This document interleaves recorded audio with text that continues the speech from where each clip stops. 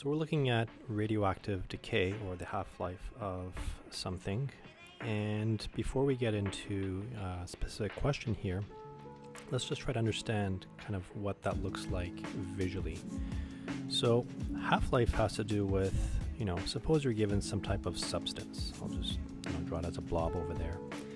And, over a period of time, it decays or, disintegrates.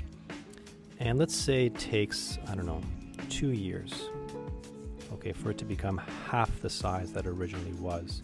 So if this were, let's say, 100, of milligrams, grams, kilos, whatever you want, after 2 years, it would be half the size. So what you're left with, and I'll kind of white it out over here, is just half of the original, or in another way, it's, you have 50 left. And let's say after another 2 years, so for a total of 4 years, we now have half of that. And let me blot that out as well. So half of 50 now becomes 25. Okay, so we're going to write that in there. And after another 2 years, you have half of that. So we're going to divide that in half. And once again, goodbye to more of your substance. It's decayed a bit more. And from 25, we're down to 12.5. And after another 2 years, you have half of that, and then half of that, and then half of that. And you can see how this process, as you continue over, intervals of 2 years, you keep getting half and half and half and half until you get almost nothing, but there'll always be something there. Okay, so let's remove that and, go to an actual question. So, one of the reasons why radioactive substances are so harmful is because their effects they linger well after something has happened, whether it was pollution, an explosion of sorts. And, these substances are as radioactive as they were at the beginning, even though there's less of it. So let's take a look at this question here. We're looking at an element called strontium, or Sr, which has a half-life of 25 years. And the way we represent it in terms of modeling how much is left of this substance is an equation like this, where C is the initial amount, that 1/2 instead of the doubling we're halving is our base for our exponential. H is going to be the half-life, in this case 25 years, and T is the amount of time that has lapsed. M of T, by the way, is a function representing the mass after a given time T, however else we measure that. There are two ways to represent this. One is with a negative exponent, and remember, all that is taking the base. Remember, 1/2 is the same thing as 2 to the exponent -1, and writing it as such. I'm going to stick with the first expression here.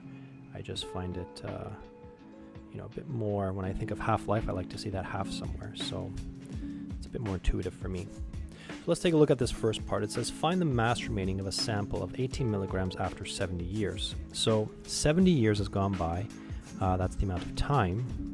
T is equal to 70. The half-life, which is H, is 25. And the initial sample, the C value, is 18. So I'm just going to plug that into my equation.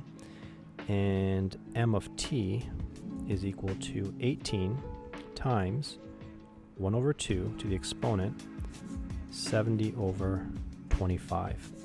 And what does that become? Well, 18 times 1/2. And if I do the math now, I'm going to get 2.8 as my exponent. Plug this into your calculator, you end up with 2.584 milligrams. So after 70 years, that's how much you will have left of this substance. Let me put that off to the side.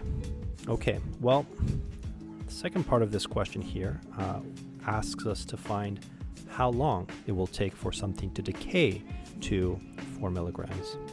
So we can use the same equation, but at this time I'm going to, on the left hand side, plug in a 4.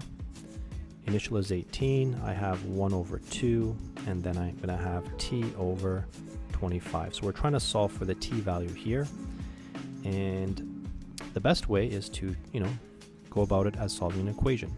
So I'm going to first try to divide both sides by 18. I'm not going to try, I'm going to do it. And I end up with 2 over 9 is equal to 1 over 2 t over 25. Now, we're kind of in a bind here because we don't really have any methods for solving equations where, the variable has an exponent. We know how to solve certain polynomials. We can solve, trigonometric equations. We can solve cubics. Well, we haven't done that this year, but you will learn some techniques for solving cubics next year. But yeah, we can solve quite a few things. We can solve linear equations, okay, grade 9 stuff, but we can't solve this. So right now, the only method that you kind of have at your disposal is kind of a guess and check. You can plug in various values for t into here and try to get the left side and right side as close as possible to each other. Now, that is tedious. It'll take a while. So I'm going to show you a function on your calculator which you won't learn until sometime ahead, but it's fairly easy to use, and there's one property of it which is fairly useful, and that's called a log function. Okay, and it relates to powers. Okay, and solving for exponents. So the way it works is you take the logarithm of both sides of this equation. So 1 over 2 t over 25. And what it enables you to do now is, let me move this over a bit. Because it's a property of logarithms, you can take that exponent and bring it out in front and multiply it by log of 1 over 2. So find obviously where that log button is on your calculator. I'm just going to rewrite it like this. And you can plug in log 1 over 2, log 2 over 9. You're going to get some funky decimal numbers. But the point is that you have now a linear equation and you can solve for t. Okay? So log 1/2 is a number. I'm going to divide both sides by whatever that number is. And this will cancel. My left-hand side is going to become 2.1699, and that's t over 25. So once all is said and done, t will become 54.25. Okay, so all that work to get our this time for it to decay to 4 milligrams. So there it is, using this idea of logs. Make that a little bit bigger.